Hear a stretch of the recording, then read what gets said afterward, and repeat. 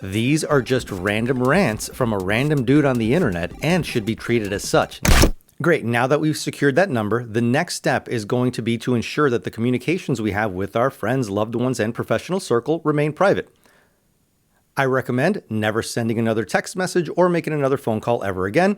When possible, use encrypted messaging apps. There are many examples of encrypted messaging apps, and these things change over time, so make sure that you keep track of who owns your app, what that app does. For all we know, an app that you use today, tomorrow can be owned by, I don't know, the Galactic Federation, the Empire, the Rebel Alliance, whoever, some guy named Bob, I don't know, so keep track.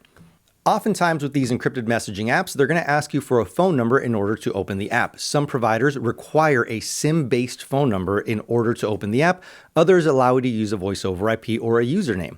I like opting for services that allow me to use a voice over IP number or a username as opposed to providing a SIM-based phone number. I know a lot of you enjoy the apps that are much more widely adopted by the general population, and those apps will require you to use a SIM-based phone number.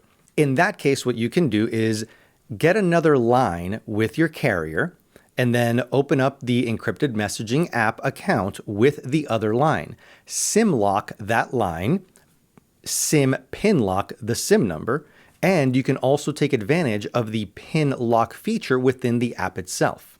For example, if I wanted a WhatsApp account, I would get another line with my AT&T provider. Sure, that line is going to cost me a little bit of money, but I really want to go far and make sure that my WhatsApp account is protected. So I'll get another line, or you could use your main line if this is how you prefer to do it.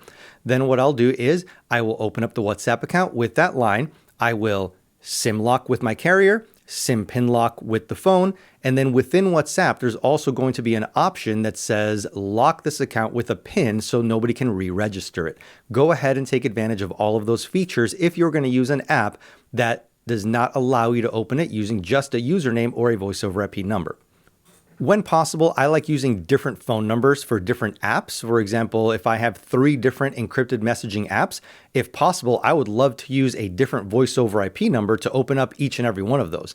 And depending on what voice over IP provider you have the ability to have dozens of numbers. Once you have your accounts set, I would recommend that you use disappearing messages. Unless you want to keep your message history for some reason, it's not really advantageous from a security or a privacy point of view to have all of your messages saved indefinitely. Consider not backing up your chat history because some backups of certain apps have been known to be unencrypted in the cloud. And very importantly, establish out-of-band communication options with your trusted circle.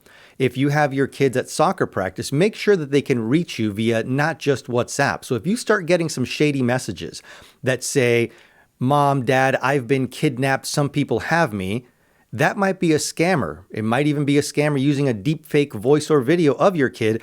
So make sure that you have another way to get in contact with your loved ones. It could be their best friend's phone number, their teacher, their coach, some way that you can reach them outside of just the main encrypted messaging app that you use. Another way to ensure that you're communicating with the person that you think you're communicating with is to establish an in-person code phrase or password with them that you will then use when you're talking digitally. You could be talking to someone who sounds exactly like the person that you think they are, but they're actually a sophisticated deepfake. In order to prevent this, the actual person would know a code word or phrase that they would tell you when you're talking on that call, and that is how you verify the authenticity of the person on the other line.